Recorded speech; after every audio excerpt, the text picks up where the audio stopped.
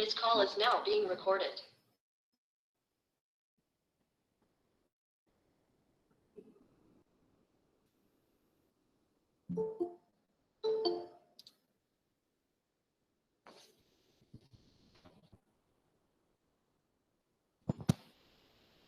Hello, good morning everyone. Am I audible? Yes, sir. Yes, sir. Okay. So today we are going to see the adrenergic antagonists. Last time हमने जो देखा था that we had seen adrenergic drugs और agonists. So drug acting on ANS में चार categories है, उसमें से एक हम लोग finish कर चुके हैं. Among these, second we are going to see that we call adrenergic antagonists or adrenolytic agents. ठीक है? इसमें term कौन-कौन सा आएगा? Adrenergic antagonists or adrenolytic agents. The definition is that drug that blocks or prevent the response of adrenergic system are called as adrenergic blockers or sympatholytics or adrenolytics or adrenergic antagonists. ये सारे synonyms आ जाएंगे that we call first we which blocks or which prevent the response we call adrenergic blockers. जो block करते हैं उसको बोला जाएगा adrenergic blockers. Sympatholytics, lytics मतलब भी break करना होता है, lysis, breakdown. Okay, so response को break down करेंगे that we call sympatholytics. Adrenolytics, adrenergic system को prevent करने से रोकेंगे adrenolytic. Adrenergic antagonists, definitely these are antagonists, definitely because we are calling these are going to prevent the response. ठीक है, so ये होगा definition for adrenergic antagonist. Next, as far as the classification is concerned, a simple classification is there in which only a two major class, that is alpha adrenergic blockers में alpha adrenergic blockers and beta adrenergic blockers, depending on the type of receptor. We are going to deal with the adrenergic blockers, so that depends कि कौन से receptor के साथ interact करके वो response को block करेंगे. On that basis, whether they are interacting with the alpha receptor or whether they are interacting with the beta receptor. Depending on that, there are only two classes of these adrenergic blocking agents. Alpha adrenergic blocking agent, example tolazoline, and beta adrenergic blocking agent, example pilocarpine, propranolol, practolol. These are the examples. And we are calling a LOL series. Practolol, atenolol, practolol, propranolol. These are called as LOL series. जैसे हमने बोला था कि palm series हमने देखा, diazepam, lorazepam, नाइट्रोजेपाम, अल्प्राजोलाम, ये palm series था जो हमने सीरियस डिप्रेशन में देखा था. यहाँ पे ये लॉल सीरीज है, that we call atenolol, timolol, बीटोलॉल. ठीक है, ये सब आ जाएगा, प्रोप्रानोलॉल, प्रैक्टोलॉल, ये सब lol series. So all these are beta adrenergic blocking agents. So we'll block the initiated response associated with the beta adrenergic receptor, and those are alpha adrenergic blockers. We'll block the response associated with these alpha adrenergic receptor. Example tolazoline है alpha blocker के लिए, और beta blocker के लिए हमारे पास example है propranolol and practolol. So we are moving to the next one. This is the example tolazoline. This is the structure of tolazoline. As you see the structure, as any of structure में से only propranolol का structure यहाँ पे important है as far as the structure of the adrenergic blocking agents, जो कि beta blocker है. ठीक है, ये अभी हम लोग जो देख रहे हैं, this is the alpha adrenergic blocking agent and having example by the name tolazoline. tolazoline का ये structure है, structure just only हम लोग chemistry के लिए यहाँ पे देख रहे हैं, that it having this heterocyclic ring is called as 2-imidazoline ring.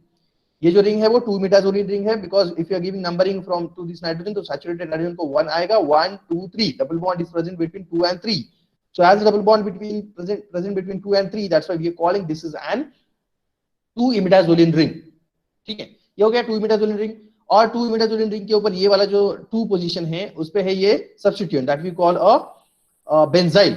This is a benzyl group. Okay, this is a benzyl group. और कोई substituent है ही नहीं. 2-imidazoline, benzyl group. So that will be the chemistry, the part of chemistry of this tolazoline, that it is an 2-imidazoline derivative in which benzyl group is present at the second position. This is the second position on which the benzyl group is present. Next, properties में अगर हम लोग बात करते हैं तो it is a white, it's official hydrochloride salt. मतलब tolazoline hydrochloride रहेगा, which is a white or creamy white crystalline powder, and it is colorless, odorless, and has a bitter taste. ठीक है, it is very soluble in water and freely soluble in alcohol. Now, as far as the uses of this tolazoline is concerned, so it is used in the treatment of peripheral vascular disorder, like for example Raynaud disease. तो आप देख रहे हो image, आपको यहाँ पे जो है discoloration of the fingers दिख रहा है. ठीक है, you can see at the end of the finger or at the terminal end of the finger there will be a discoloration. ये discoloration क्यों हो रहा है? या there is a formation of the bluish color. और bluish color अगर form होता है, इसका मतलब there is a lack of oxygen. तो जहाँ पे poisoning हो, lack of oxygen, जैसे पॉइजनिंग जहाँ पे होता है, लाइक स्नेक बाइट हो या पॉइजन कंज्यूम कर लिया गया, तो in that case there may be chances of bluish of tongue, bluish of the skin. ये क्यों होता है? क्योंकि हीमोग्लोबिन डैमेज हो जाएगा, ऑक्सी हीमोग्लोबिन फॉर्म नहीं होगा, या ऑक्सीजन जो है वो सप्लाई नहीं होगा, सिंपल। और ऑक्सीजन सप्लाई नहीं हो रहा है, उसके पॉइजन की वजह से भी रीजन हो सकता है, that may be due to the less supply of the blood ही लेस सप्लाई हो तो डेफिनेटली ऑक्सीजन का भी सप्लाई क्या होगा? लेस होगा। तो in that case again bluish. So this we call a peripheral vascular disorder. Peripheral मतलब यहाँ पे जो पेरिफेरी में जो ब्लड वेसल्स प्रेजेंट है, पर्टिकुलरली कैपिलरीज, तो ये प्रॉपर्ली ब्लड सप्लाई नहीं कर पा रही है। May be much of the constrictions will be there. Constriction की वजह से क्या होता है? ब्लड वेसल्स अगर कॉन्स्ट्रिक्ट हो जाए तो ब्लड सप्लाई कम हो जाता है। अगर ब्लड वेसल्स डायलेट होते हैं तो ब्लड सप्लाई बढ़ता है। तो these drug, particularly we are talking tolazolene, which is an alpha adrenergic blocking agent which causes the vasodilation. Blood vessels का क्या करता है? ये वैसोडाइलेशन करता है। वैसोडाइलेशन करेगा तो इस तरह का जो रेनॉल्ड डिसीज है, जहां पे lack of supply of blood, lack of supply of oxygen at the peripheral, particularly the blood vessels, तो वो बढ़ जाएगा। कैसे बढ़ेगा? By vasodilation. समझ में आया? वैसो कंस्ट्रिक्शन हो गया है तो ब्लड सप्लाई कम होगा। This drug will causes vasodilation, इसका मतलब ब्लड सप्लाई बढ़ाएगा। ब्लड सप्लाई बढ़ाएगा तो डेफिनेटली ऑक्सीजन भी अल्टीमेटली बढ़ जाएगा, ऑक्सीजन का सप्लाई भी बढ़ जाएगा। That we call a treatment of the Raynaud disease. Raynaud disease is actually a peripheral vascular disorder, और ये टोलाजोलिन यूज करते हैं इसके ट्रीटमेंट में। That is by actually this tolazoline will do the vasodilation, और ब्लड वेसल्स का dilation करेगा। Now, next uses, if you're talking about the next use of this tolazolone, it is also used to stimulate the gastric secretion. Gastric secretion बढ़ाने में, appetite बढ़ाने में भी इसका use होता है। Next pharmaceutical formulation, tolazolone tablet. Brand names include the Priscol and Priscofen. These are the two brands associated with this tolazolene.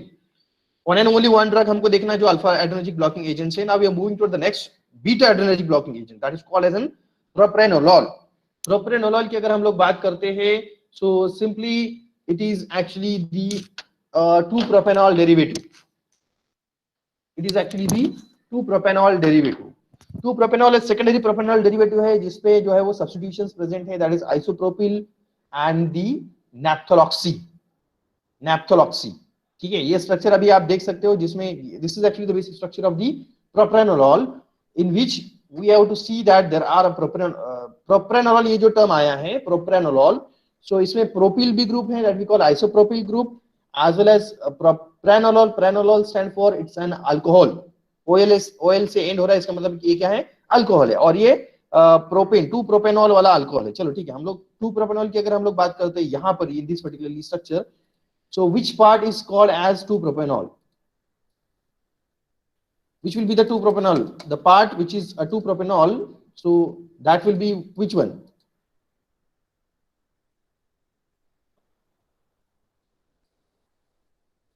Okay, let me explain the given structure.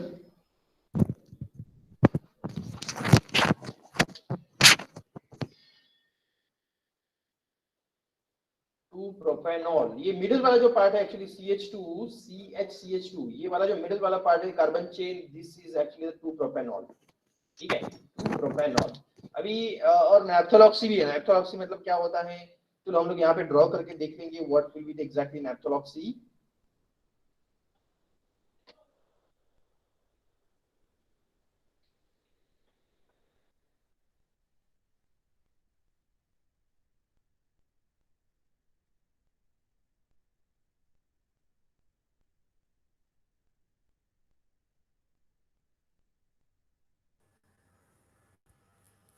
थोड़ा voice में यहाँ पे ट्रबल शूटिंग आएगा, no problem, लेकिन हम लोग उसको भी सॉल्व कर लेंगे। So we are talking about the naphtholoxy. Naphtholoxy जो होता है वो नैप्थेनॉल से बनता है। नैप्थेनॉल क्या रहेगा? सिंपली 2 बेंजीन रिंग, ठीक है। ये एक बेंजीन रिंग और ये दूसरा benzene ring,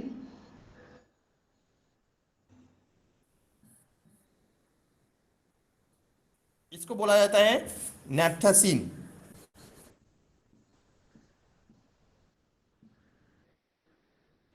this is called as naphthacene, ठीक है। अगर इसको हमने अल्कोहल लगाया, like for example if you are adding an alcohol, OH group अगर हम लोग ऐड करते हैं like this, so instead of this naphthacene now it become naphthol. It become what? Naphthol. ON हो जाएगा. ओके, देयर बी ऐसे नेप्थॉल. और अगर फॉर एग्जांपल हमने नेप्थॉल में से भी अगर ये हाइड्रोजन निकाल दिया, if we had remove this hydrogen and make the valency free यहां से, तो ये क्या हो जाएगा, हमने क्या कर दिया उसको नेप्थॉल से naphtholoxy. So now it become naphtholoxy. Naphtholoxy ये एक ऑर्गेनिक ग्रुप है. ठीक है, उसके बाद नेक्स्ट वाला जो पार्ट हम लोग अभी यहाँ पे देख रहे हैं वो 2 प्रोपेनॉल की हम लोग बात कर रहे थे. Propanol will have the 3 carbons. ठीक है, 3 कार्बन CH3 CHOH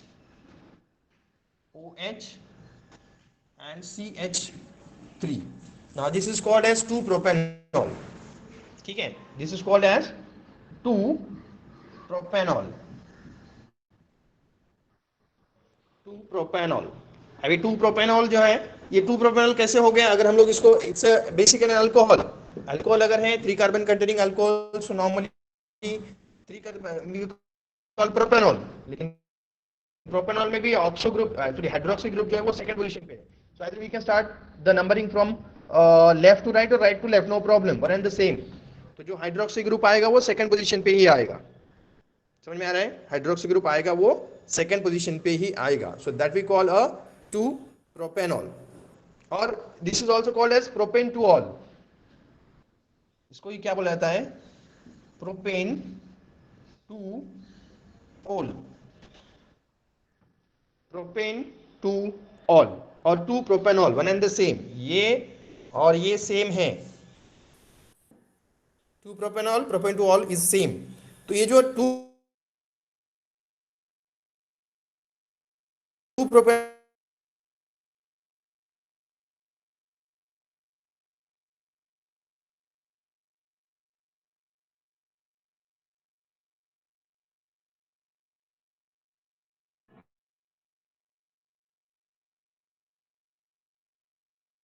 उसके बाद ये तो हो गया एक पार्ट,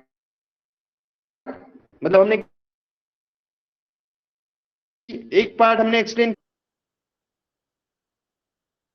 प्रोपेनॉइल या ओके एक्सप्लेन किया है प्रोपेनॉइल ऑक्सी. दूसरा पार्ट पैरेंट न्यूक्लियस का 2-propanol क्या होता है वो भी हमने यहाँ पे देखा, 2-propanol. और तीसरा जो एक पार्ट हमको देखना है that is actually the isopropyl group.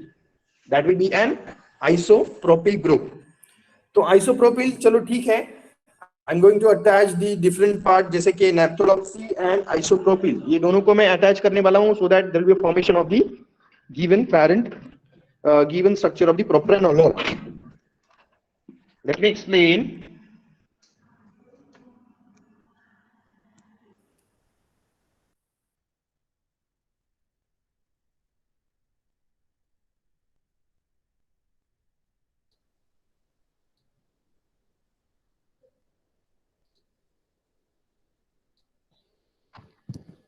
हाँ, ये समझ में आ गया है. नेप्थोलॉक्सी, ओके, नेप्थोलॉक्सी मतलब नैप्थेलिन, नैप्थेसिन, सॉरी नैप्थेसिन.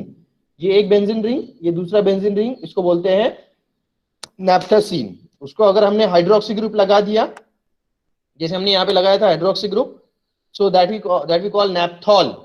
और नैप्थॉल को ही अगर हाइड्रोजन निकाल के एक वैलेंसी फ्री दिखा दिया है, जैसे यहाँ पे हम लोग दिखा रहे हैं valency free, okay, so that we call naphtholoxy. ये हो गया एक पार्ट नैप्थोलॉक्सी. उसके बाद में सेकंड पार्ट अभी हमने यहाँ पे देखा पैरेंट न्यूक्लियस का. Parent nucleus is actually the 2-propanol. Okay, 2-propanol. Propanol मतलब प्रोपेनॉल मतलब ये अल्कोहल रहेगा. अल्कोहल में फंक्शनल ग्रुप होता है hydroxy. So hydroxy is a functional group. So अगर 3 कार्बन कंटेनिंग अल्कोहल है that we call only a propanol, primary alcohol propanol. लेकिन ये प्राइमरी नहीं है. क्यों प्राइमरी नहीं है? क्योंकि OH ग्रुप ये प्राइमरी कार्बन पे नहीं, सेकेंडरी कार्बन पे है. मिडिल वाला जो कार्बन है वो सेकेंडरी कार्बन है, इसके ऊपर OH ग्रुप है, that's why calling it's a secondary alcohol. और सेकेंडरी अल्कोहल में इसका नाम हम लोग लिख रहे हैं 2-propanol.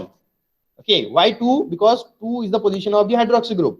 2 पोजीशन पे हाइड्रोक्सी ग्रुप प्रेजेंट है, दैट्स व्हाई 2-propanol.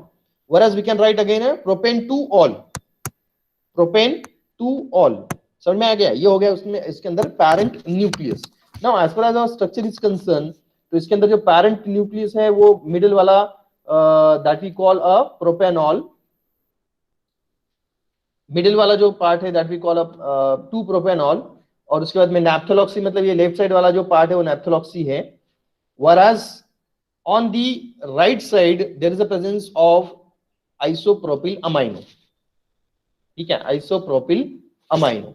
मतलब अगर हम लोग, जैसे हमने यहाँ पे नंबरिंग दिया था टू दिस 2 प्रोपेनॉल, तो इसको हम लोग क्या करते हैं, on first position we are going to attach this naphtholoxy group. मतलब मैं क्या करता हूँ यहाँ पे इसको नैप्थोलॉक्सी ग्रुप अटैच कर देता हूँ। ये जो हमने नैप्थोलॉक्सी ग्रुप बनाया है on 2 propanol, we are attaching on the first position, ठीक है, we are attaching on the first position. कैसे अटैच करते हैं अभी यहाँ पे मैं आपको बताता हूँ। ये तो हाइड्रोक्सी है, no problem. Now this is the first position, and to the first position we are going to attach this naphtholoxy group। अगर हमने ऐसा अटैचमेंट किया तो ये जो 3 हाइड्रोजन है वो 3 हाइड्रोजन में से एक हाइड्रोजन निकल जाएगा, because we have to attach this, या एक हाइड्रोजन रिप्लेस करके हम लोग ये ग्रुप लगा रहे हैं। Okay, so we have to remove, instead of we have to write CH3 we should have to write CH2, क्योंकि एक हाइड्रोजन निकलेगा तभी जाके ये नैप्थोलॉक्सी ग्रुप अटैच हो सकता है। So instead of this we will write CH2, ठीक है। ये हमने कर दिया फर्स्ट पोजीशन पे, 2 प्रोपेनॉल के फर्स्ट पोजीशन पे नैप्थोलॉक्सी ग्रुप लगा दिया। Okay, so will right 1 नैप्थोलॉक्सी।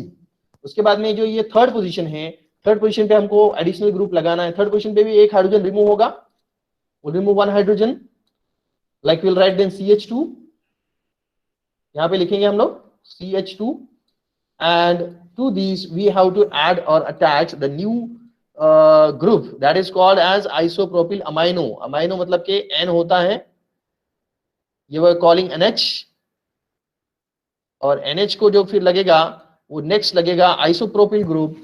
Isopropyl group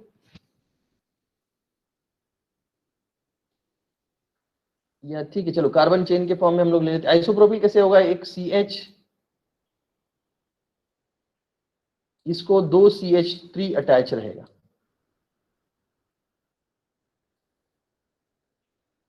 इसी को 2 CH3 अटैच रहेंगे, ठीक है। तो this is called as isopropyl. Okay, this is called as not only isopropyl, ये है आइसोप्रोपिल, और इसमें अगर अमाइनो भी ऐड कर दिया तो isopropyl amino, isopropyl amino. So we got clear the things के फर्स्ट पोजीशन पे जो है इसके प्रोपेनॉल के, 2 प्रोपेनॉल के फर्स्ट पोजीशन पे नैप्थोलॉक्सी है, whereas on the third position there is a isopropyl amino, on third position, on this third position isopropyl amino। so finally we will write the name of the this given,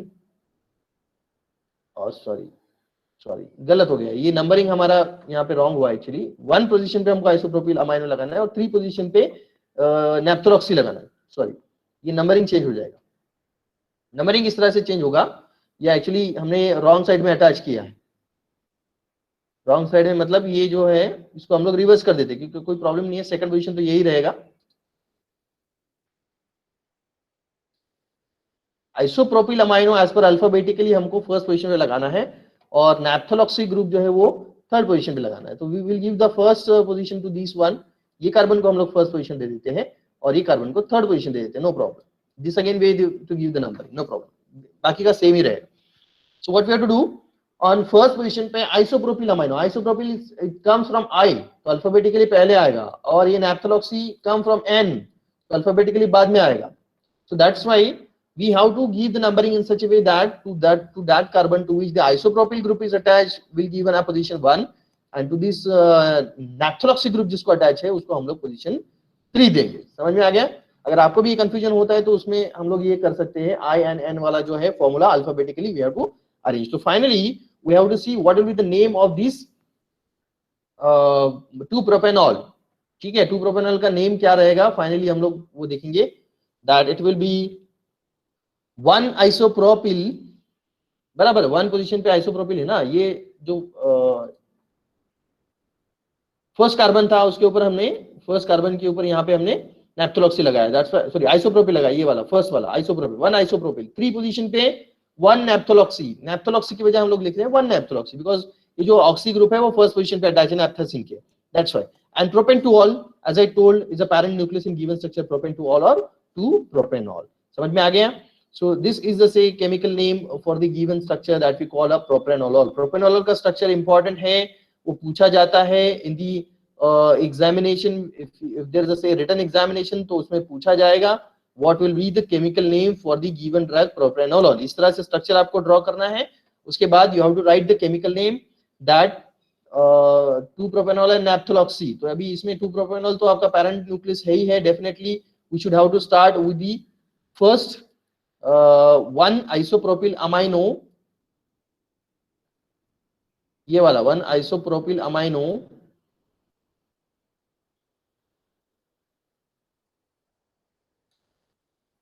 उसके बाद next comma 3 position पे है 1-naphthaloxy, उसके बाद ये 2-propanol, और we can write propanol, दोनों में से कुछ भी एक लिख सकते हैं. So this is the chemical name for given structure, we call a propranolol. ठीक है, अभी हम लोग देखेंगे उसके फिजिकल प्रॉपर्टीज. ये हो गया structure and chemical name for the given drug that we call a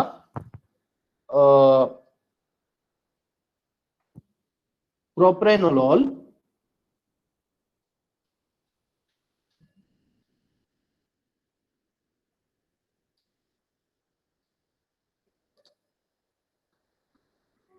hello,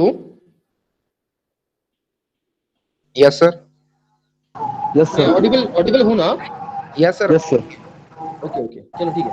अभी हम लोग आगे देख रहे हैं प्रोपेनॉल का केमिकल नेम और स्ट्रक्चर हो गया. उसके बाद में अभी हम लोग यहाँ पे देख रहे हैं उसके chemical properties and physical properties and all. Okay, so अभी फिजिकल प्रॉपर्टीज में है that it's a hydrochloride salt, मतलब प्रोपेनॉल हाइड्रोक्लोराइड रहेगा, and which is a white colour, odourless and has a bitter taste and it is soluble in water. ये उसके हो गए physical properties.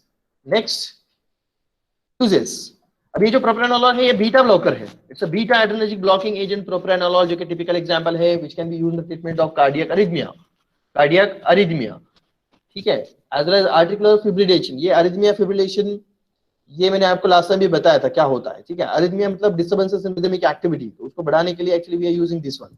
Angina pectoris में भी यूज होता है. Angina pectoris is a chest pain which is an ischaemic heart diseases. Peripheral hypertension, sorry arterial hypertension में भी यूज होता है टू ब्लॉक. एक्चुअली एटिनोलॉल एक इसका ये है डेरिवेटिव, इसी से related. We are talking about propranolol, तो उसी से related derivative atenolol that is right now in the market, atenolol. So Aten 25, Aten आपने सुना होगा ये ब्रांड अटेन 25. ठीक है, that is having 25 milligram of atenolol, like same which is having similar derivative of the propranolol, उसी के जैसा होता है. जैसे अभी हमने देखा प्रोप्रानोल में 2 बेंजीन रिंग थे, तो वहां पे ओनली एक ही बेंजीन रिंग रहेगा, दैट वी कॉल एटिनोलॉल. तो 2 बेंजीन रिंग है प्रोप्रानोल, एक बेंजीन रिंग है दैट वी कॉल एटिनोलॉल. तो इस तरह से रहेगा वो. एटिनोलॉल और propranolol can be used for the hypertension. That was the most preferable drug for the treatment of the hypertension. So this is again used for the treatment of the hypertension. Hyperthyroidism in childrens में भी use किया जाता है. Symptoms of anxiety को treat करने के लिए pharmaceutical formulation of the propranolol include the tablet and injection, and the brand names are Ciplar and Procard. Procard cardiac में यूज होता है, कार्डियक डिसऑर्डर में, इसलिए उसको बोला जाता है प्रोकार्ड. सिप्लार क्योंकि सिप्ला का प्रोडक्ट रहेगा, इसके लिए सिप्लार. ठीक है, नेक्स्ट ड्रग उसी से मिलता जुलता है, दैट इज प्रैक्टोलॉल. उसका हमको स्ट्रक्चर वगैरह नहीं देखना, just we have to see the physical properties which is an odourless fine white powder having bitter taste and it is slightly soluble in water. Stability storage की अगर हम लोग बात करते हैं तो it is affected by the light and hence it is stored in tightly closed and light resistance container. Uses same as like that of the propranolol. It is used in treatment of hypertension, emergency like for example cardiac arrhythmia, heart attack वगैरह है तो उसमें भी हम लोग use कर सकते हैं. Pharmaceutical formulation प्रैक्टोलॉल इंजेक्शन ये फॉर्म में रहेगा, ओरल इसका फॉर्मुलेशन नहीं रहेगा. ये इसका डिसएडवांटेज है over this propranolol. Practolol cannot be used orally, तो इसलिए बोला गया है कि प्रैक्टोलॉल इंजेक्शन. तो ये पैरेंटल इसका एक हम लोग बोलेंगे कि डिसएडवांटेज रहेगा ओवर दी प्रोप्रानोलॉल. तो propranolol is more preferred on practolol. Eraldin is the brand for this practolol. Next ये हो गया all about the adrenergic blocking agents. समझ में आ गया? Adrenergic blocking agent adrenolytics, sympatholytics which block the response. उसमें हमने 3 टिपिकल एग्जांपल देखे, tolazoline, then we had seen the propranolol and right now we had just seen the practolol. ये तीन ही drug यहाँ पे इंपॉर्टेंट रखते हैं, या एज पर सिलेबस तीन ही ड्रग का एक्सप्लेनेशन दिया गया है, that is in adrenergic blocking agent. तो एड्रेनर्जिक या जो हम लोग बोलेंगे सिंपैथेटिक सिस्टम वाला पार्ट यहाँ पे खत्म हो गया, because we had seen the 2 drugs related with this one. कौन कौन से देखिए एड्रेनर्जिक ड्रग जो कि अगोनिस्ट थे वो देखे, जिसमें एड्रेनालिन और एड्रेनालिन, एपिनेफ्रिन, आइसोप्रेनालिन, वो एग्जांपल हमने देखे सालिब्यूटामॉल तक, that was adrenergic drugs, adrenergic agonist. उसके बाद में आज जो हमने देखा एड्रेनर्जिक एंटागोनिस्ट, एड्रेनर्जिक एंटागोनिस्ट। तो एड्रेनर्जिक वाले दोनों पार्ट यहाँ पे फिनिश हो गया, एड्रेनर्जिक अगोनिस्ट एंटागोनिस्ट दोनों भी यहाँ पे हो गया। मतलब ड्रग एक्टिंग ऑन एएनएस में एड्रेनर्जिक और कोलिनर्जिक है, तो एड्रेनर्जिक वाला पार्ट हमारा यहाँ पे फिनिश हो गया। 2 टॉपिक जो एड्रेनर्जिक से रिलेटेड है we had finished up. Now we are moving toward the next one, cholinergic system. तो कोलिनर्जिक में भी हमको 2 पार्ट देखना है, that is cholinergic agonist and cholinergic antagonist. ठीक है, जैसे एड्रेनर्जिक अगोनिस्ट एड्रेनर्जिक एंटागोनिस्ट देखा, वहां पे अभी हम लोग यहाँ पे आगे हम लोग बोलेंगे कि this is the third topic we are going to deal, and that is the parasympathetic nervous system, that we call cholinergic system. तो कोलिनर्जिक सिस्टम में हमको यहाँ पे अगोनिस्ट एंड एंटागोनिस्ट बोथ हमको यहाँ पे देखना है। समझ में आ गया? This point is very to be clear, और it should be very clear that adrenergic system we had finished. Now we move toward the next cholinergic system, जिसमें भी हमको 2 तरह के ड्रग देखना है, which initiate the response agonist, which block the response antagonist, cholinergic agonist, cholinergic antagonist। ठीक है, तो अभी हम लोग यहाँ पे फर्स्ट स्टार्ट करने जा रहे हैं कोलिनर्जिक अगोनिस्ट। तो कोलिनर्जिक अगोनिस्ट से पहले हम लोग देखेंगे what is parasympathetic system. Parasympathetic system is called as cholinergic system. Parasympathetic और cholinergic system having major neurotransmitter, that is the acetylcholine. Acetylcholine is a major neurotransmitter in the parasympathetic system. That's why parasympathetic system is also called as cholinergic system. वहां पे क्या था, sympathetic system and adrenergic system, क्योंकि adrenaline वहां पे major neurotransmitter था, यहाँ पे एसिलकोलिन न्यूरोट्रांसमीटर है, that's why cholinergic system. Now that the drug that mimics the cholinergic system और दैट मिमिक्स और will produce the same response as like that of the stimulation of the parasympathetic system or cholinergic system are called as cholinergic drugs, are called as parasympathomimetics, which mimics the parasympathetic system, which stimulate the response is called as parasympathomimetics or cholinergic drugs. Now next जो part होता है that is cholinergic antagonist, so that will cholinergic agonist that again initiate the response as we had already discussed. तो ये पहले वाले का part आएगा, मतलब इसी का पार्ट आएगा, cholinergic agonist, parasympathomimetic, cholinergic drugs, all this। ठीक है, now the drug which that blocks the response, the drugs that block the response of the cholinergic system are called as anticholinergic, are called as anticholinergic, are called as parasympatholytics। lytics मतलब break down करते किसका, parasympathetic मतलब कि cholinergic system का। these are also called as that blocks, we called cholinergic blocking agents, we call anticholinergic, we call parasympatholytics, or we are calling cholinergic antagonists, cholinergic antagonists। समझ में आ गया? ये डिफरेंस रहेगा between the agonist and antagonist, blocking agent and stimulants and mimetics and lytics. ठीक है, ये सारे टर्म्स यहाँ पे रहेंगे, अगोनिस्ट एंटागोनिस्ट, ये सारे टर्म्स भी यहाँ पे रहेंगे। That we had seen a comparatively both these parasympatholytics and parasympathomimetics. Now we are moving toward the next one, that is the first category of this cholinergic system, that is called as cholinergic drugs. ठीक है, cholinergic stimulant. तो ये receptors की अगर हम लोग बात करते हैं amongst these cholinergic systems, so there are 2 types of major receptor, that is muscarinic receptor, which are associated with the smooth muscles and the heart, which are going to affect the heart, that it slows the heart rate। इसका मतलब जो भी है, जैसे हमने वहां पे adrenergic system में देखा था रिसेप्टर, अल्फा एड्रेनर्जिक रिसेप्टर और बीटा एड्रेनर्जिक रिसेप्टर, तो यहाँ पर है मस्करिनिक एंड निकोटिनिक। वहां पर था सब types alpha 1, alpha 2, then beta 1, beta 2, beta 3। यहाँ पे भी सब टाइप हमको एक्चुअली देखना नहीं है, बस just adrenergic receptor and cholinergic receptors are different, ये मुझे यहाँ पे क्लियर करना है। तो muscarinic receptor, muscarinic that is related with the smooth muscle which may be a smooth muscle of the heart also, no problem. ये cardiac muscle से भी रिलेटेड होता है, smooth muscle and cardiac muscle, that's why it having its activity on the heart, it slows the heart rate. मतलब जो agonist रहेगा वो muscarinic cholinergic receptor जो है मस्करिनिक टाइप का, उसके साथ इंटरैक्ट करके हार्ट के रेट को स्लो करता है। Next may be associated with smooth muscle of GIT also. Next type जो है निकोटिनिक रिसेप्टर, तो that nicotinic receptor is associated with the skeletal muscle contraction relaxation जो होता है। अगर सपोज हम लोग बोल रहे हैं acetylcholine is a major neurotransmitter in this cholinergic system, acetylcholine is a major neurotransmitter and which is the agonist and particularly which is directly acting agonist, मतलब डायरेक्टली रिसेप्टर के साथ इंटरेक्ट कर सकता है, as well as which is an mix type of agonist और non selective agonist. Non selective मतलब कोई भी रिसेप्टर के साथ इंटरेक्ट कर सकता है, कोई भी मतलब कौन से, कोलिनर्जिक कोई भी, may be muscarinic may be nicotinic, मतलब दोनों के ऊपर एक्ट कर सकता है, दोनों के ऊपर स्टिमुलेटरी इफेक्ट दे सकता है। That's why we can say that it can initiate the response associated with this muscarinic receptor and with the nicotinic receptor. Acetylcholine is able to contract the smooth muscle, able to contract the skeletal muscle also, because अगर muscarinic receptor के साथ acetylcholine interact करता है तो maybe definitely it is an agonist. Acetylcholine is agonist and it able to stimulate the response, it able to decrease the heart rate, it able to stimulate the contraction of the smooth muscle, it able to stimulate the contraction of the skeletal muscle when it is going to be interact with the nicotinic receptor. समझ में आ रहा है? तो depending on that which receptor के साथ वो interact करेगा, दोनों के साथ कर सकता है, because we are calling a mix acting agonist and it's directly acting. Directly acting मतलब डायरेक्टली इंटरेक्ट के साथ, डायरेक्टली रिसेप्टर के साथ ही इंटरेक्ट करेगा। So it's a non-selective agonist or non-selective agonist can interact with both the receptors, as we had discussed about the acetylcholine, and some affect only on the muscarinic. जो selective जो रहेगा उसको बोला जाएगा only interact with the only muscarinic or with the only nicotinic। तो ये उसको mix नहीं बोला जाएगा, उसको बोला जाएगा सिलेक्टिव। और नॉन सिलेक्टिव उसको बोला जाएगा mix. Non selective can interact with both and selective can interact with only specific, only with nicotinic, only with muscarinic.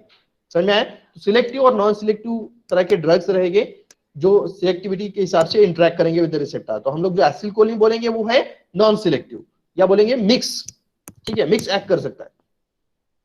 These are the actions we already known about this stimulation of the parasympathetic nervous system, जैसे कि stimulation of the cholinergic system से क्या क्या effect होते हैं, जैसे आई के ऊपर कॉन्स्ट्रिक्शन ऑफ पिपिल्स होगा, लंग्स के ऊपर कॉन्स्ट्रिक्शन ऑफ ब्रोंकाई होगा, हार्ट के ऊपर decrease the heart rate, blood के ऊपर which dilate the blood vessels and decreases the blood pressure। Next gastrointestinal tract के ऊपर रहेगा, increase the peristaltic movement, because जो भी स्मूथ मसल के ऊपर रहेगी, गैस्ट्रो जीआई ट्रैक्ट के स्मूथ मसल के ऊपर जो रिसेप्टर्स प्रेजेंट है, particularly we are talking about the muscarinic receptor, तो यहाँ पे increase in the peristaltic movement होगा due to the interaction with the muscarinic receptor. Next bladder again है स्मूथ मसल ऑफ ब्लैडर, तो यहाँ पर भी मस्करिनिक नॉर्मल रिसेप्टर्स होते हैं। In that case bladder there is a contraction of the bladder, contraction of the bladder muscle, salivary glands का secretion बढ़ जाता है। ठीक है, तो ये सब इफेक्ट है associated with the stimulation of the parasympathetic system. As you can remember, हमने एग्जांपल जो देखा था, चोर चोरी करके भाग रहा है और सेकंड ईयर का स्टूडेंट जो रिलैक्स बैठ के ऑनलाइन लेक्चर अटेंड कर रहा है, ये दोनों का एग्जांपल हमने कोरिलेट किया था। और जो दोनों के बॉडी में जो एक्टिविटीज रहेगी हमने उसको कोरिलेट किया था with the stimulation of the sympathetic system and stimulation of the parasympathetic system. तो यहाँ पे जो एक्टिविटी रहेगी वो रिलैक्स जो बैठा है स्टूडेंट, उसके बॉडी में जो भी एक्टिविटी रहेगी वो पैरासिम्पैथेटिक एक्टिविटी के stimulation of the parasympathetic nervous system से रिलेटेड रहेगी, हमने देखा था। As you can remember that same thing. ठीक है, now we are moving to the next one, that is the classification of these cholinergic drugs. Cholinergic drugs, cholinergic drugs मतलब जो cholinergic system को स्टिमुलेट करते हैं, व्हिच आर कोलिनर्जिक अगोनिस्ट, और which are also called as parasympathomimetics. Parasympathomimetics, तो इसमें देखिए दो तरह के ड्रग रहेंगे, direct acting and indirect acting. Both are stimulating, no problem, but direct acting and indirect acting depend करता है कि वो कैसे एक्ट कर रहे हैं। डायरेक्टली एक्ट कर रहे हैं, डायरेक्ट एक्टिंग मतलब जो कि डायरेक्टली इंटरेक्ट करेंगे रिसेप्टर के साथ, that we call a directly acting drugs. Example है acetylcholine, as I already discuss. Acetylcholine, methacholine, carbachol, bethanechol, pilocarpine, ये सब एग्जांपल है जो कि डायरेक्टली एक्टिंग कोलिनर्जिक ड्रग रहेगी, जो डायरेक्ट रिसेप्टर के साथ इंटरेक्ट करेंगे। Indirectly acting will stimulate the parasympathetic system, will stimulate the cholinergic system, but without or do not directly interacting with the receptor. By do not directly interacting with the receptor, they are acting by parallel mechanism. Other mechanism से वो interact करेंगे, या sorry interact नहीं करेंगे, other mechanism से act करेंगे, and they are increasing the stimulation of cholinergic system, but do not directly interact with the muscarinic or cholinergic, sorry muscarinic or nicotinic receptors. So that's why we are calling these are indirectly acting cholinergic drugs. Indirectly acting cholinergic drugs, indirectly acting में दो रहेंगे, reversible and irreversible. Reversible समझ सकते हैं कि reversible रहेगा मतलब action produce करेंगे, स्टिमुलेट करेंगे, फिर उसको रिवर्स भी किया जा सकता है। इरिवर्सिबल मतलब एक बार हमने स्टिमुलेशन कर दिया, उसके बाद में उसको रिवर्स नहीं कर सकते, उसके एक्शन को रिवर्स नहीं कर सकते, दैट वी कॉल इरिवर्सिबल। तो reversible indirectly acting cholinergic drugs के एग्जांपल्स है फाइजोस्टिग्मिन, नियोस्टिग्मिन, एंडोर्फिन, एंडोर्फोनियम, समझ आ रहा है? Idurofonium, physostigmine, neostigmine, idurofonium. These are the drugs which are acting reversible. Irreversible example of organophosphorus है, that is ecothiophyll, that can be used in the treatment of the glaucoma. and the other gases like parathion, malathion, ये actually insecticide pesticides भी हैं, but irreversible है तो वो काम का नहीं रहेगा, या that can be used by other way. Therapeutically हम लोग यूज करेंगे reversible indirect acting cholinergic drugs को therapeutically हम लोग यूज करेंगे, as well as directly acting को भी, that depends. पिलोकार्बिन को therapeutically यूज कर सकते हैं, एसिटिलकोलिन को नहीं यूज कर सकते therapeutically. ये नेचुरली हमारे बॉडी के अंदर प्रेजेंट रहेगा, थेरापेटिकली हम लोग एक्सोजेनियसली उसको नहीं ले सकते, उसका रीजन हम लोग आगे डिस्कस करेंगे. But it should be damn sure कि there are two types of cholinergic drug, that is directly acting and indirectly acting. ठीक है, हम लोग यहाँ पे और देखेंगे directly acting which has action on the receptor और interacting with the receptor and produces the response. Indirectly acting which has other mechanisms, for example anticholinesterase है. एंटीकोलिनेस्टरेज मतलब वो एंजाइम के ऊपर एक्ट करेंगे, इंटरैक्ट तो नहीं करेंगे रिसेप्टर के साथ, बट एंजाइम के ऊपर एक्ट करेंगे, particularly on the acetylcholinesterase ACH. So what is this enzyme? ये एंजाइम होता है मतलब ये एंजाइम रहेगा जो डिग्रेडेशन कॉज करता है, दैट इज ऑफ एसिटिलकोलिन. समझा है, एसिटिलकोलिन. और एंटीकोलिनेस्टरेज क्या करते हैं, एंटीकोलिनेस्टरेज will inhibit these enzyme. समझ में आ रहा है, मतलब अगर सपोज फॉर एग्जांपल हम लोग ये थोड़ा सा डिस्कस कर लेंगे by the board, white board पे आपको मैं थोड़ा ड्रॉ करके बताता हूँ what exactly this anticholinesterase indirectly acting drug कैसे एक्ट करते हैं. जैसे हम लोग बात करते हैं, if you are talking about the once a minute.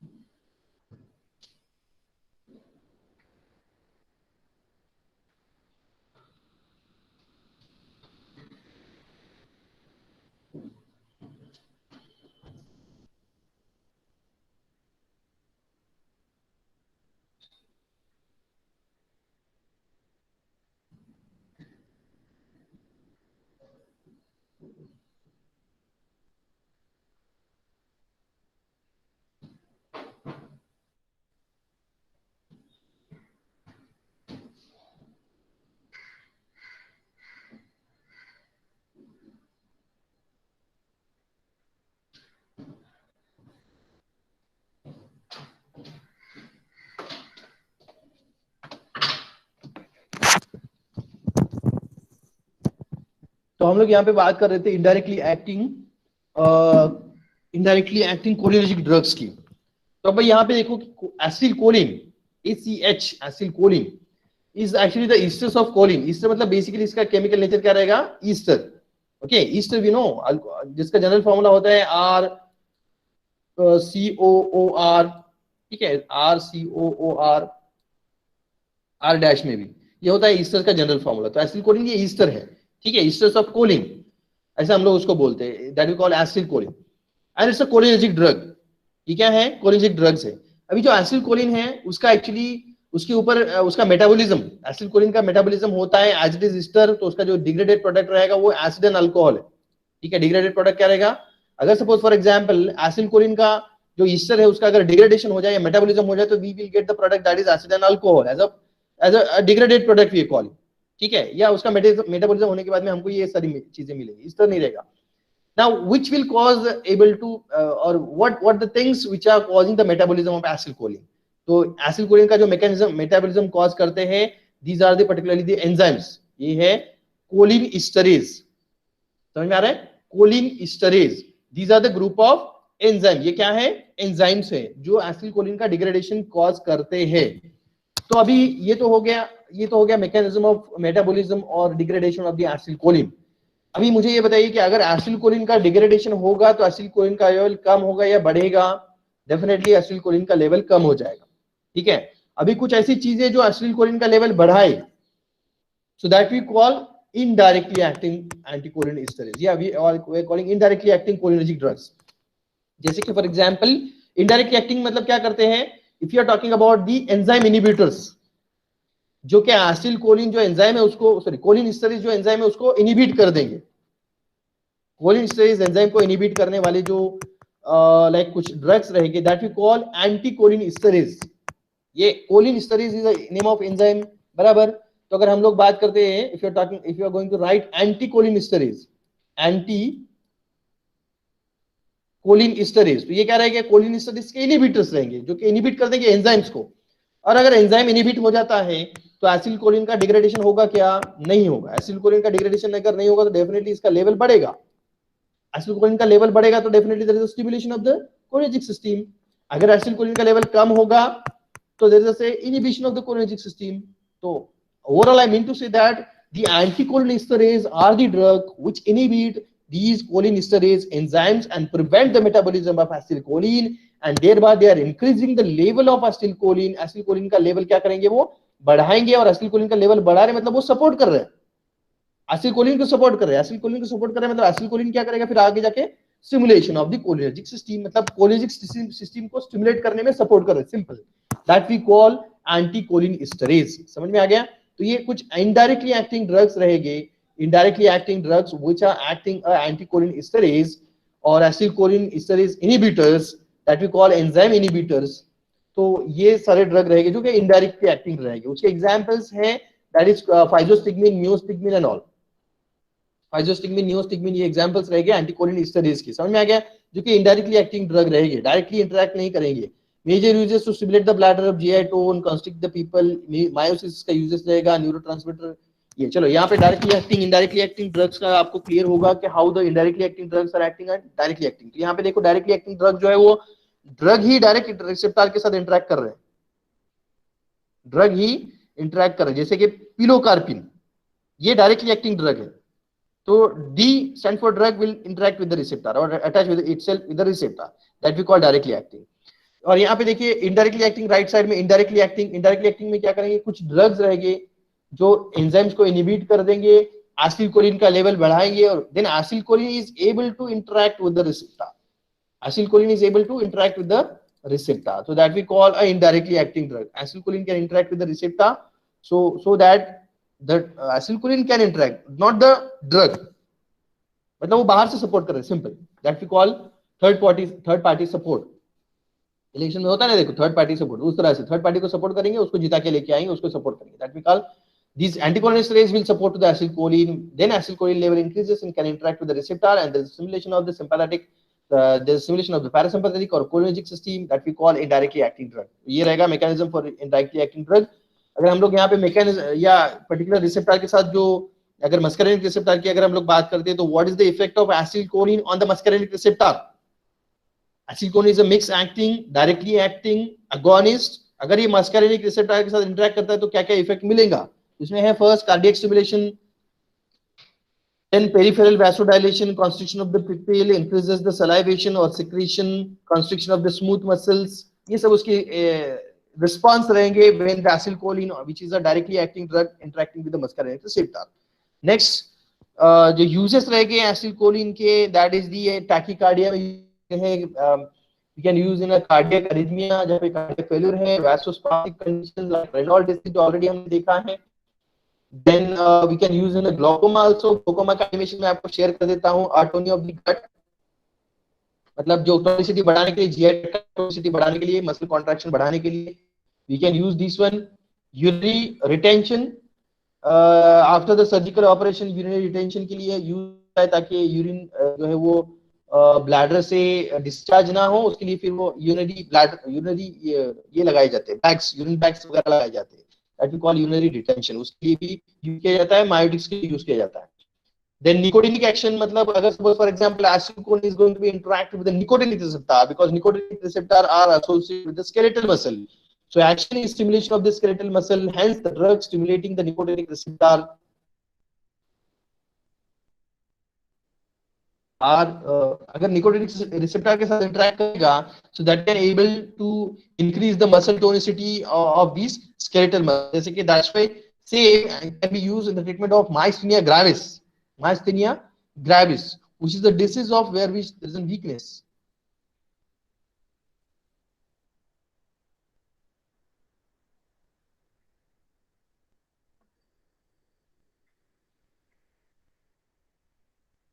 किसी का माइक शुरू है यहाँ पर?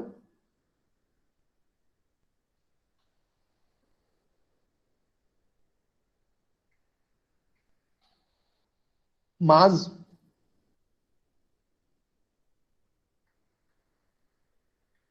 माज है क्या प्रेजेंट? माज,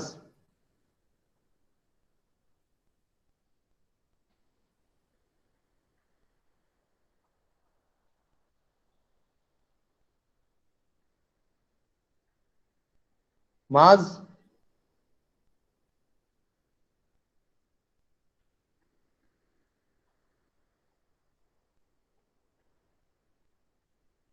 हेलो माज,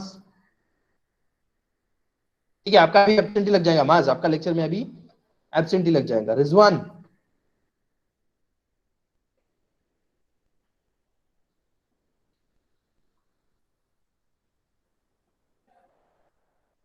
रिजवान प्रेजेंट है? Rizwan, Yes, sir. हाँ, रिजवान मुझे बताइए कौन से दो टाइप के रिसेप्टर्स होते हैं कोलिनर्जिक रिसेप्टर्स?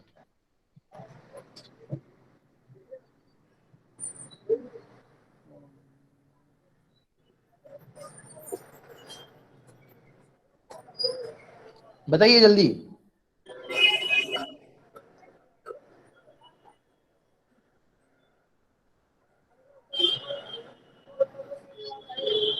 दानिश, चलो रिजवान आपकी एब्सेंट है आज। नेक्स्ट दानिश,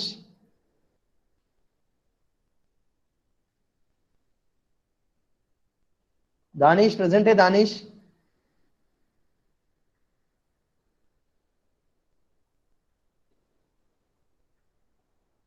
दानिश, शेख दानिश,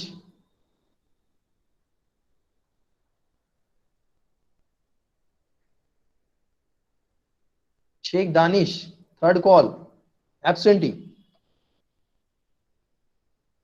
गौरव,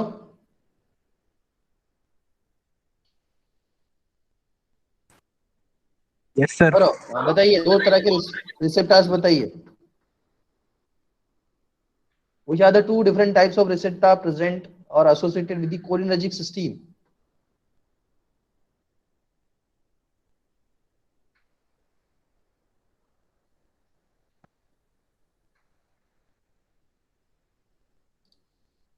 चैट बॉक्स में टाइप कर सकते हैं अगर आपको आपको वॉइस का इश्यू आ रहा है, नेटवर्क का इश्यू आ रहा है।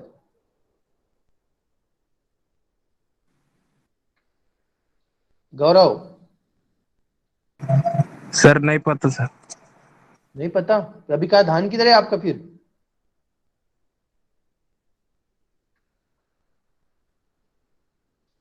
अभी कौन सा पॉइंट देख रहे हैं? अभी हम लोग कौन सा ड्रग देख रहे हो? बोलो चलो।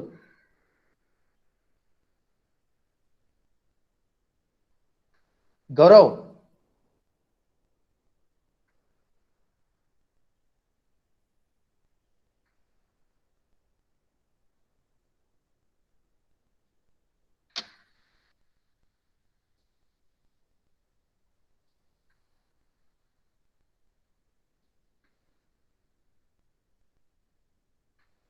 जुनेद, पगड़ी वाले जुनेद,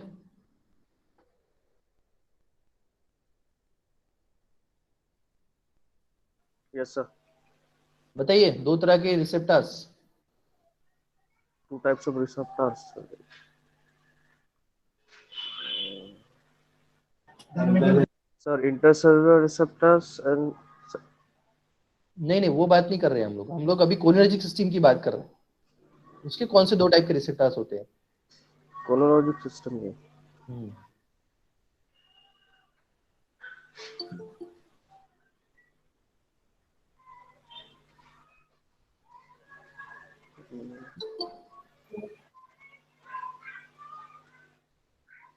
कौन run किया अभी? सर मैं बोलूं? नहीं नहीं, नो, जिसको पूछा जा रहा है वो बताइए प्लीज। अच्छा जुनैद, एड्रेनर्जिक बताइए, एड्रेनर्जिक रिसेप्टर कौन कौन से टाइप के होते हैं? सर वो नहीं पता। मतलब आप लोग ध्यान से नहीं देख रहे हैं, just you are going to attend just for the entertainment भी नहीं बोल सकता मैं तो। नहीं पता मीन्स व्हाट?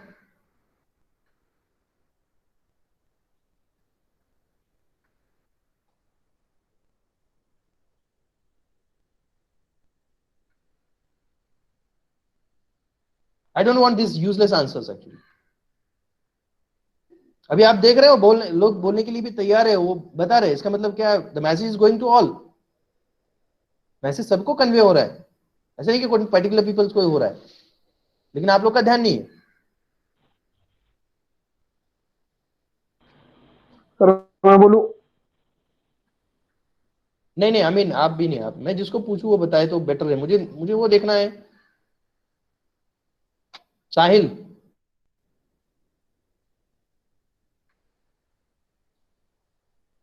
साहिल पठान,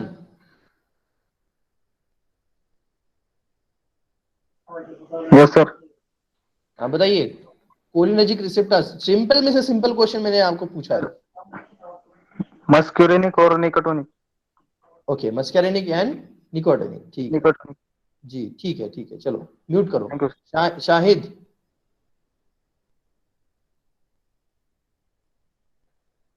शाहिद,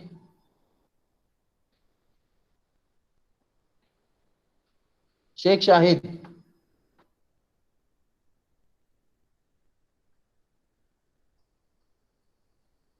शेख शाहिद, चलो अकलीम, यस सर। बताइए सर, मुझे ये बताइए कि निकोटिनिक रिसेप्टर कौन से मसल से रिलेटेड है और मस्कुलिनिक रिसेप्टर कौन से मसल से रिलेटेड है?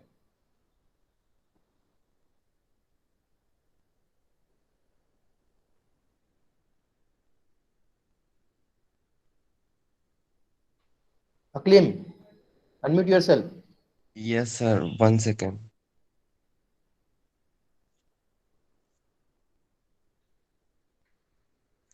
Sir nicotinic receptor are present in neuromuscular junction hmm, and सही है ना सर? चलो ठीक है, मान के चलो कि ये सही है, बट मेरा क्वेश्चन था कि वो कौन से मसल से रिलेटेड है, स्मूथ मसल से रिलेटेड है या स्केलेटल मसल से रिलेटेड है? Hmm, सर स्मूथ मसल से रिलेटेड है। स्मूथ मसल से निकोटिनिक रिसेप्टर, और मस्कैरिनिक सर उसका नहीं पता। नहीं पता? तो दोनों तो है ना नहीं। भाई, दोनों तो ये हाँ सर रिलेटेड ही है, चीजें बट हैं। सर मेरे ना घर पे इंटरनेट का बहुत इशू आता है सर, वो बहुत स्लो स्लो चलता है, तो फिर उसकी हाँ वजह तो से कभी फिर कभी बीच में लैग होता है, कभी लीव हो जाता है। ये कब बता रहे हैं आप? नहीं सर। अभी बता सॉरी रहे हैं, सर। आपको क्वेश्चन पूछा गया, ये सारी चीजें होने के बाद में वो तो रहता ही है।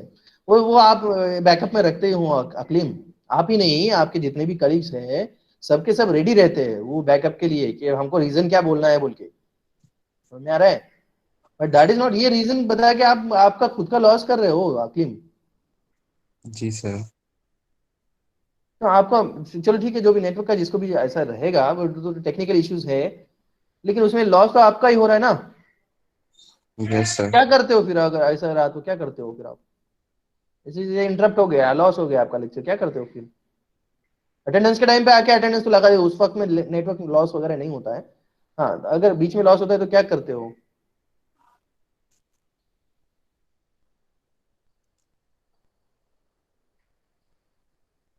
Give me answer Aqleem. सर वो दूसरा वाला जो मैस्केरेनिक रिसेप्टर है ना, उसके बारे में नहीं पता। अच्छा, जो बोला वो भी आपने पार्शियली करेक्ट बोला था आंसर, न्यूरोमस्कुलर हाँ सर, जंक्शन वो बोला, बट पार्शियली करेक्ट है। It is associated with the skeletal muscle. Okay sir. कौन सा, स्केलेटल मसल, कौन सा रिसेप्टर? Nicotinic receptor. एग्जैक्टली, और फिर मस्करेनिक किसके साथ एसोसिएटेड रहेगा? Smooth muscles. ठीक है, चलो अनम्यूट करो। चलो मेरे हिसाब से तो आगे कवर करने की नहीं है जरूरत, टाइम भी हो चुका है, आपका भी इंपॉर्टेंट टाइम है। ओके, तो यहाँ पे हम लोग देख रहे थे निकोटिनिक रिसेप्टर का, जो कि स्केलेटल मसल से रिलेटेड होता है, और myasthenia gravis is a disorder related with the skeletal muscle, जहाँ पे मस्कुलर वीकनेस हो जाता है। ठीक है, मस्कुलर वीकनेस अगर हो जाए माइस्थेनिया ग्रेविस में, तो कॉन्ट्रैक्शन रिलैक्सेशन प्रॉपरली नहीं हो पाता है। समझ में आ रहा है? मसल्स अगर वीक हो जाए तो कॉन्ट्रैक्शन रिलैक्सेशन हो पाएगा क्या? नहीं होगा। और अगर कॉन्ट्रैक्शन रिलैक्सेशन नहीं हो पाएगा, जैसे कि माइस्थेनिया ग्रेविस का ये बेस्ट सिम्टम यहाँ पे दिखता है कि जो एक पर्टिकुलरली एक आई लिड ब्लिंक होने लगता है, या अल्टीमेटली वो शट डाउन हो जाता है, अनकंट्रोल वे में शट डाउन हो जाता है। क्यों होता है? बिकॉज उसके ऊपर कंट्रोल नहीं हो पाता है। कंट्रोल नहीं हो पाता है, इसका मतलब वहां के जो मसल्स है वो वीक हो जाते हैं। आईलिड वाले मसल्स हम लोग बात कर रहे हैं, आईलिड के जो मसल्स हैं, जो कि स्केलेटल मसल्स हैं, वो वीक हो जाते हैं, और वीक हो जाए तो उसका कॉन्ट्रैक्शन रिलैक्सेशन प्रॉपर नहीं हो पाता है। तो in that case we call this is we call myasthenia gravis. एक एग्जांपल हम लोग यहाँ पे ले रहे हैं, that is called as muscular weakness, we call myasthenia gravis. ठीक है, तो माइस्थेनिया ग्रेविस में अगर हम लोग ऐसे ड्रग दे जो निकोटिनिक रिसेप्टर के साथ इंटरेक्ट करके उसको स्टिमुलेट करेंगे और वहां के मसल की कॉन्ट्रैक्टिलिटी को बढ़ाएंगे, उसका वीकनेस को कम करेंगे मसल्स के, तो वहां पे वो ओवरकम हो सकता है। मतलब वो जो लूजिंग ऑफ द मसल्स हो रहा है वो उसको हम लोग ओवरकम कर सकते हैं। That we call a actions और the treatment of the myasthenia gravis associated with the nicotinic receptor. ठीक है, ये हो गया दो तरह के रिसेप्टर। अभी next thing is that if you are talking about the acetylcholine which is a mixed types of agonist, but we can not use this acetylcholine clinically और थेरापेटिकली। अभी हम लोग बोल रहे हैं कि एसिलकोलिन को हम लोग इसमें यूज कर सकते हैं उसमें, लेकिन थेरापेटिकली यूज नहीं कर सकते। उसके इफेक्ट क्या है वो हम लोग अभी जस्ट डिस्कस किए हैं, as well as what are the say, because acetylcholine is naturally present in our body. Acetylcholine is a neurotransmitter in a parasympathetic system or cholinergic system which is already present. उसका level भी maintain रहेगा, no problem. लेकिन बाहर से अगर हम लोग एसिलकोलिन administer करें तो नहीं पॉसिबल है, या नहीं होगा। क्लिनिकली हम लोग उसको नहीं ले सकते, थेरापेटिकली हम लोग उसको नहीं ले सकते। तो उसका रीजन ये रहेगा that it got metabolize. Acetylcholine जो है मेटाबोलाइज हो जाता है quickly by cholinesterase present into the plasma, and वो फिर उसका यूज ही नहीं रहेगा कि हम लोग उसको थेरापेटिकली बाहर से नहीं ले सकते। ये जो प्रेजेंट होता है वो नर्वस सिस्टम में प्रेजेंट रहेगा, particularly in the autonomic nervous system. यहाँ पे अगर हम लोग ड्रग लेते तो पहले वो ब्लड सर्कुलेशन में जाएगा, तो ब्लड सर्कुलेशन में क्या है वो डिग्रेड हो जाएगा। तो that's why it is not, it can not be used by IV route, not effective. Even bye IV route भी इफेक्टिव नहीं है, दैट्स व्हाई उसको थेरापेटिकली हम लोग ले नहीं सकते, एडमिनिस्ट्रेट नहीं कर सकते। It is used ophthalmically may be within eye but not orally. Ophthalmically में कभी हम लोग, जैसे फॉर एग्जांपल अगर हम लोग माइटिक इफेक्ट चाहिए, माइटिक इफेक्ट या टू कॉन्ट्रैक्ट द मसल्स, या पिपल्स का कॉन्स्ट्रिक्शन की जरूरत पड़ रही है कहीं पे, तो हम लोग वहां पे यूज कर सकते हैं। ठीक है, but not by clinical purpose या थेरापेटिकली बाय पैरेंटल रूट से तो नहीं ले सकते। Ophthalmically it may be, but वो भी नॉर्मली यूज नहीं करते हम लोग। उसके लिए हमारे पास अल्टरनेटिव है, जैसे कि एसिलकोलिन डायरेक्टली एक्टिंग ड्रग है, उसी तरह का एक ड्रग है that is pilocarpine. We are giving preference to that one, pilocarpine. ठीक है, एसिलकोलिन की बजाय हम लोग पिलोकार्पिन को ज्यादा प्रेफरेंस देते हैं। Classification, this already we have seen the directly acting, indirectly acting cholinergic drugs. तो फिर भी अगर हम लोग केमिकल क्लासिफिकेशन अगर देखें तो cholinergic drugs which are directly acting हैं, तो esters of choline, esters of choline as I told, acetylcholine is the esters of choline, sorry choline. Alkaloid में देखा जाए तो pilocarpine which are directly acting. तो as I told, both these drugs are directly acting, acetylcholine and pilocarpine. Then indirectly acting drugs में है choline esterase inhibitors. Choline esterase जो कि enzyme था एसिलकोलिन का डिग्रेडेशन कर रहा था, that we call cholinesterase inhibitor. तो anticholinesterase, cholinesterase inhibitors, enzyme inhibitors है, उसको क्या बोला जाता है? Anticholinesterase. Anticholinesterase, cholinesterase के ऊपर इनहिबिट करने वाले anticholinesterase. We have example neostigmine, physostigmine, pyridostigmine. ठीक है, ये सारे ड्रग्स हैं जो कि इनडायरेक्टली एक्टिंग ड्रग्स हैं as well as these are also called as anticholinesterase. Neostigmine, physostigmine, pyridostigmine, ये ड्रग्स है. स्टिग्मिन सीरीज इसको बोला जाता है. ठीक है.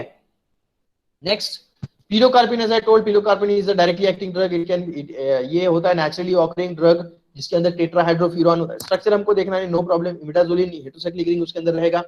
हाइग्रोस्कोपिक नेचर रहेगा, affected by light. It can be used. Pilocarpus gratus से मिलता है हमको पिलोकार्पिन, हर्बल सोर्स से मिलता है ये कॉलिन. ठीक है. तो next, use as miotics. Miotics मतलब जहां पे लाइक पिपिल्स का कॉन्ट्रैक्शन करना है, contraction of the pupils, decrease the size of pupil, we call decrease, नहीं, पिपिल्स का कॉन्ट्रैक्शन ऑफ द होगा, contraction of the pupils, so that leads to decrease in the size of pupils. तो to counteract the effect of mydriasis, अगर overall mydriasis या बहुत ज्यादा mydriasis हो गया तो उसको ओवरकम करने के लिए हम लोग मायोटिक इफेक्ट प्रोड्यूस कर सकते हैं. That is by using these types of drugs to be instill ophthalmically. क्योंकि थेरापेटिकली तो यूज नहीं करते, ऑप्थेल्मिकली हम लोग यहाँ पे यूज करेंगे इसको. Normally pilocarpine we are using ophthalmic formulation में यूज करेंगे to reduce the intraocular pressure in a glaucoma. तो ग्लाकोमा में एक्चुअली इंट्राओकुलर प्रेशर बढ़ जाता है. So if you are using this type of drug that we call cholinergic drugs, cholinergic drugs जो कि pilocarpine example है, ऑप्थेल्मिकली हम लोग को यूज करेंगे उसको. That is to reduce the intraocular pressure in eye and for the treatment of the glaucoma. क्योंकि glaucoma में इंट्राओकुलर प्रेशर बढ़ता है, उसका मैं एनिमेशन आपको मूडल में शेयर करने वाला हूं, तो आपको वहां पे कंसेप्ट समझ में आएगा. Next, for the accumulation of the near vision, जहां पे कॉन्स्ट्रिक्शन ऑफ पिपिल्स करके हम लोग एक्कोमोडेशन ऑफ द विजन कर सकते हैं. For that we need constriction of the pupils. Next, to counteract the anticholinesterase, sorry anticholinergic side effects. Anticholinergic drugs का अगर साइड इफेक्ट को ओवरकम करना है तो हमको कोलिनर्जिक ड्रग्स यहाँ पे देना पड़ेगा. That is example pilocarpine. Cholinergic agonist हमको यहाँ पे देनी पड़ेगी to in order to avoid the action of the और counteract the overdose of the anticholinesterase. Antagonist का इफेक्ट ओवरकम करने के लिए we have to give the agonist. These drugs can be given. For example, अगर suppose हम लोग देखें कि कौन कौन से इफेक्ट होते हैं एंटीकोलिनिस्टरेज के या एंटीकोलिनर्जिक ड्रग्स के, क्या साइड इफेक्ट्स हैं. एंटीकोलिनर्जिक ड्रग्स जो कि एगोनिस्ट होते हैं, सॉरी एंटागोनिस्ट होते हैं. So that is a dryness of mouth, constipation, impaired vision. ये सब साइड इफेक्ट्स है किसके, एंटीकोलिनर्जिक ड्रग्स के. कोलिनर्जिक एंटागोनिस्ट के साइड इफेक्ट्स है. अगर वो ड्रग लिए जाए या ओवरडोज में या नॉर्मल भी अगर लिए तो उसके साइड इफेक्ट दिखेंगे. And that is to overcome these side effects like dryness of mouth, constipation, impaired vision. तो इसको ओवरकम करने के लिए हम लोग अगोनिस्ट देंगे. पिलोकार्पिन इज अगोनिस्ट, तो ये ओवरकम कर देगा. Pharmaceutical formulation, as I told, that mostly used in ophthalmic formulation, तो eye drops and eye ointments, eye drop के फॉर्म में इसको यूज करेंगे, normally eye drops. ठीक है. Next, brand names such as Ophthocarpine, pilocarpine से Ophthocarpine, then Pilocar itself a brand. Pilocar ये brand है, पिलोकार्पिन से डिराइव हुआ है क्योंकि ऑप्थेल्मिक प्रिपरेशन है और पिलोकार्पिन एज एक्टिव इंग्रेडिएंट है. That's why Ophthocarpine is one of the brand. And Pilocar, क्योंकि पिलोकार्पिन का हमने इनिशियल लिया है सफिक्स पिलोकार, पिलोकार्पिन का पिलोकार, ये भी एक ब्रांड नेम अवेलेबल है. नेक्स्ट, एंटीकोलिनिस्टरेज. एंटीकोलिनिस्टरेज मतलब हम लोग यहाँ पे इनडायरेक्टली एक्टिंग ड्रग्स की बात करें. Indirectly acting cholinergic drugs, indirectly acting, इसमें है नियोस्टिग्मिन, फाइजोस्टिग्मिन, पाइरिडोस्टिग्मिन. तो neostigmine, if you are talking about neostigmine, तो नियोस्टिग्मिन में अगर देखा जाए तो ये स्ट्रक्चर इंपॉर्टेंट है नियोस्टिग्मिन का. So basically in this the parent nucleus is anilinium. Anilinium मतलब के बेंजीन विद NH2 ग्रुप जो होता है वो एनिलीन होता है. Benzene with NH2 group is called as aniline. अगर ये मतलब NH2 मतलब प्राइमरी अमाइनो ग्रुप है. अगर यही अगर सपोज हमने उसको सैचुरेट बना दिया नाइट्रोजन को तो प्लस चार्ज आ जाएगा and it become anilinium. Anilinium. ठीक है. चलो मैं आपको ड्रॉ करके दिखाता हूं इसका. एनिलिनियम कैसे होगा, एनिलीन कैसे होगा. ओके. सो जैसे हम लोग बोल रहे हैं एनिलीन. एनिलीन मतलब ये अगर suppose if you are drawing a benzene ring, ये बेंजीन रिंग हो गया, इसको हमने अटैच किया है the organic group that we call amino group, primary amino group जो रहेगा NH2. ठीक है, NH2, ये एक हाइड्रोजन, ये दूसरा hydrogen, this is called as aniline.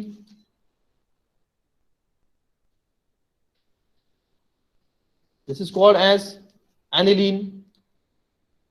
ठीक है, एनिलीन मतलब यहाँ पे अमाइन जो है वो प्राइमरी अमाइन है, NH2, 3 वैलेंसी नाइट्रोजन की यहाँ पे है, नो प्रॉब्लम। लेकिन अगर हम लोग यहाँ पे नाइट्रोजन की वैलेंसी और एक बढ़ाए, that is by adding a saturation, या इसको जो ऑलरेडी है सेटिस्फाइड, उसमें एडिशनल वैलेंसी अगर हम लोग ऐड करते हैं, जैसे for example if you are going to add one of the hydrogen और हियर थर्ड हाइड्रोजन अगर हम लोग ऐड करते हैं यहाँ पे, ठीक है, additional hydrogen, so in that case we have to show the plus sign on this nitrogen,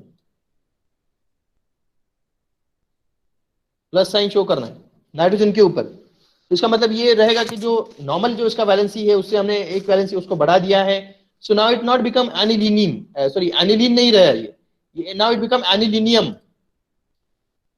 anilinium, समझ में आ रहा है? एनिलीन का एनिलीनियम कैसे हो गया? बिकॉज ये हो गया ammonium ion, ammonium, so we will write anilinium, anilinium, IUM add हो जाएगा, समझ में आ गया? एनिलीन का एनिलीनियम मतलब जैसे कि हम लोग बोले अमोनिया, अमोनिया, ठीक है, मतलब NH3, NH3 ये है अमोनिया, और अगर सपोज हम लोग लिखते हैं NH4, if you are writing NH4 it become ammonium,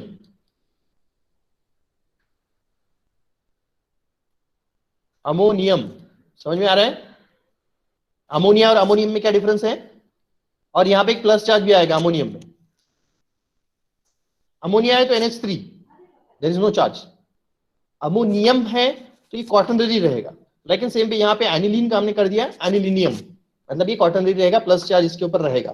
तो this is the parent nucleus in given structure anilinium, और एनिलीनियम के फिर like on the second position there will be a substitution, not only second position, third position पे है that we call carbamoyl oxy, ठीक है, carbamoyl oxy, carbamoyl मतलब अभी ये तो समझ में आ गया आपको, एनिलीनियम, एनिलीन और anilinium. So aniline is the parent nucleus in given structure we call a neostigmine. अभी यहाँ पे जो substituent रहेंगे, substituent, so that is on the third position. तो we have to give the numbering. हम लोग क्या करेंगे, नंबरिंग दे देंगे, एनिलियम को नंबरिंग दे देंगे। So this is the first position, this is the second position, and this is the third position. And on the third position से एक substituent attach है that we call carbamoyl oxy. That we call carbamoyl oxy. Carbamoyl कैसे होता है? CO NH2, carbamoyl कैसे होगा? CO NH2,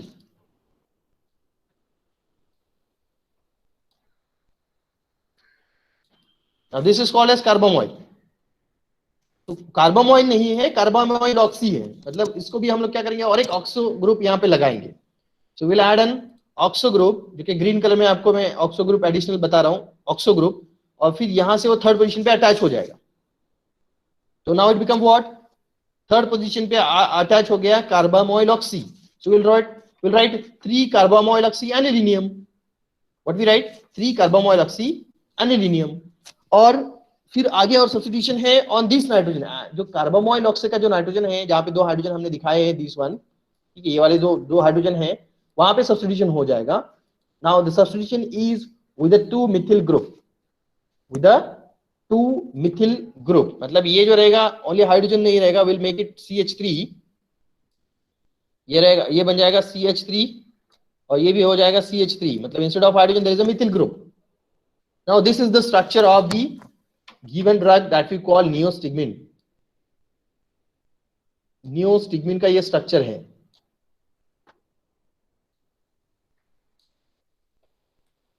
The name of the drug neostigmine, समझ में आ रहा है? तो इसमें हमने एनिलीनियम लिया, उसके थर्ड पोजीशन पे कार्बामोइल ऑक्सी लगाया, कार्बामोइल ऑक्सी का भी जो 2 हाइड्रोजन थे उसको भी 2 मिथिल से हमने रिप्लेस कर दिया, तो now it become dimethyl carbamoyl oxy, isn't it? Dimethyl, इतना पार्ट अगर हम लोग just we are talking about this, only this part, so what is this? We call dimethyl carbamoyl oxy, and which is present on the third position of anilinium. So we'll write, और एक चीज ये करना है कि जो anilinium वाला जो नाइट्रोजन है N+ वाला, उसके भी तीनों हाइड्रोजन रिप्लेस करना है with a methyl group. So we are writing CH3 instead of hydrogen CH3, ये भी C और ये भी CH3। हाँ समझ में आ गया, मतलब जितने भी हाइड्रोजन है वहां पे सबको हमने रिप्लेस कर दिया है। So now it become anilinium, sorry now it become neostigmine. Anilinium NNN trimethyl ये हो गया। या इसको अगर हम लोग बेसिकली यहाँ पे अगर देखें तो यहाँ पे आप देख सकते हो the structure of the neostigmine. Just we have drawn carbamide oxy CONH2, NH2 के जो दोनों भी हाइड्रोजन थे वो हमने रिप्लेस कर दिए थे, NH2 के रिप्लेस कर दिए थे। That's why we have written the dimethyl ammonium, sorry dimethyl carbamide oxy, dimethyl carbamide oxy on the third position. ठीक है, थर्ड पोजीशन पे डाइमिथिल कार्बामाइड ऑक्सी है। और ये जो एनिलीनियम का नाइट्रोजन था उसके ऊपर भी हमने तीनों मिथिल ग्रुप ऐड कर दिए। That's why we are writing NNN trimethyl aniline और anilinium. We call anilinium, not aniline, anilinium. समझा? ये रहेगा नियोस्टिग्मीन का chemical name. Now next, what is the use of this neostigmine for the treatment of doubt था हाँ बोलिए sir, जो 3 hydrogens है N को, पॉजिटिव चार्ज M को, अगर उसको 3 हाइड्रोजन्स हो तो then also it's called anilinium, and अगर 3 मिथाइल हो then also it's anilinium. Trimethyl anilinium, okay, NNN trimethyl anilinium. और अगर मिथिल ग्रुप नहीं है हाइड्रोजन से तो ओनली एनिलीनियम। Alright sir. ठीक है, एनिलीनियम है इसका मतलब एनिलीनियम मतलब वहां पे नाइट्रोजन रहेगा। एनिलीनियम है मतलब it shows the quaternary nitrogen, और क्वाटरनरी नाइट्रोजन के ऊपर हम लोग 3 मिथिल ग्रुप लगा रहे हैं। That's why we are writing NNN trimethyl anilinium. Okay sir, okay, thank you. अभी नेक्स्ट वाला जो है यूजेस माइसिना ग्रेविस में यूज होगा पेरिस्टाल्टिक पैरालाइटिक इलियस। ये होता है एक्चुअली इंटेस्टाइन में जो पैरास्टाल्टिक मूवमेंट है वो अगर सपोज कम हो जाए, we are calling peristaltic movement, वो अगर कम हो जाए तो in that case there is a accumulation of the gases in GI tract that we call paralytic ileus. ठीक है, तो उसको अभी यहाँ पे हम लोग जो ड्रग लेंगे वो रहेंगे कोलिनर्जिक अगोनिस्ट, दो it is directly acting, indirectly acting whatever. और ये जो ड्रग करेंगे increase in the GI tract movement, increase in the motility of the GI tract, GI motility को बढ़ाएंगे और इसकी वजह से क्या होगा कि जो भी इंट्रैप गैसेस है वो निकल जाएंगे। That's why it can be used in the treatment of paralytic ileus. Next, post operative urinary retention के लिए यूज किया जाता है। Next, as it contract the urinary muscles, urinary bladder के मसल को कॉन्ट्रैक्ट करते हैं। That's why it may be used to retention of the urine. मतलब जो ऑपरेटिव पेशेंट्स होते हैं इसमें नॉर्मली यूरिनेशन नॉर्मल वे से नहीं होता है, the urine bags are to be attached. तो नॉर्मल वे से जो यूरिनेशन हो रहा है उसको रोकने के लिए we are calling urinary retention, उसके लिए भी ये ड्रग्स लिए जाते हैं, क्योंकि नॉर्मल रूट से ये यूरिन आएगा तो वहां पे प्रॉब्लम हो सकती है। यहाँ पे है intestinal flatus, we are calling intestinal flatus, gases accumulation into the intestine, वो निकल जाएंगे by means of an increase in the peristaltic movement, antagonize the muscle relaxation, muscular relaxation due to Currer like of muscles। मतलब ये जो हम लोग use कर रहे हैं agonist, लेकिन for example this will increases, या we are saying that this cholinergic agonist will increases the contractility of the muscles, contractility of the muscles. अभी दोनों तरह के मसल्स रहने दो, no problem, because both depend करेगा कि मस्कुलिन रिसेप्टर के साथ इंटरेक्ट करके मसल का कॉन्ट्रैक्टिलिटी बढ़ाता है तो स्मूथ मसल का कॉन्ट्रैक्टिलिटी बढ़ेगा, और अगर निकोटिनिक रिसेप्टर के साथ इंटरेक्ट करके अगर कॉन्ट्रैक्टिलिटी बढ़ाता है तो that will B increases the contractility of the skeletal muscle. मतलब ओवरऑल मुझे बोलना है कि कॉन्ट्रैक्टिलिटी तो बढ़ेगी, whether it may be a smooth muscle or whether it may be a skeletal muscle। तो यहाँ पे हम लोग बात कर रहे हैं skeletal muscles का, like some of the muscle relaxants are to be taken। अगर muscle relaxant लिए गए in order to relax the muscles, और अगर muscle relaxants overdose में हो गए तो contraction का issue आएगा। कब? If the person is undertaking a treatment of the muscle relaxant, तो उसको ओवरकम करने के लिए हम लोग ये वाले ड्रग लेंगे। कौन से? कोलिनर्जिक ड्रग्स, जो अभी हम लोग बात करें नियोस्टिग्मीन। तो ये क्या करेंगे? कॉन्ट्रैक्टिलिटी बढ़ाएंगे। मतलब जो एक्सेस इफेक्ट हो गया था मसल रिलैक्सेंट का ओवरडोज की वजह से, उसको हम लोग एंटागोनाइज कर रहे हैं, उसको ओवरकम कर रहे हैं by increasing the contractility, by using these types of drug that we call a cholinergic drugs, जिसको बोला जाता है neostigmine is one of the example. ये हो गया pharmaceutical formulation, neostigmine tablet, injection, ये फॉर्म में रहेगी। Prostigmine is the brand available for neostigmine. अभी ये इसी तरह का ड्रग है दैट इज द पाइरिडोस्टिग्मीन और फाइजोस्टिग्मीन। पाइरिडोस्टिग्मीन, अभी यहाँ पे जो बात कर रहे हैं हम लोग पाइरिडोस्टिग्मीन की बात कर रहे हैं। So which is having a similar drug as like that of the neostigmine. Uses भी सेम रहेंगे as well as the stability storage भी सेम रहेगा। Pharmaceutical formulation pyridostigmine injection tablet form में अवेलेबल रहेगा। Brand is somewhat different. Next one is the brand next physostigmine, इसके पहले जो देखा वो पाइरिडोस्टिग्मिन था, ये है फाइजोस्टिग्मिन। इसका स्ट्रक्चर इंपॉर्टेंट है लेकिन ये कॉम्प्लिकेटेड होने की वजह से हम इसको नहीं लेते हैं, या जितने किए उतने भी इंपॉर्टेंट है। जैसे मतलब मुझे बोलना है कि अमंग दिस टॉपिक का नियोस्टिग्मिन का स्ट्रक्चर किया, प्रोप्रेनोलॉल का जैसे मैंने अभी आपको बताया एड्रेनर्जिक ब्लॉकिंग एजेंट में उसका भी किया तो सफिशिएंट है।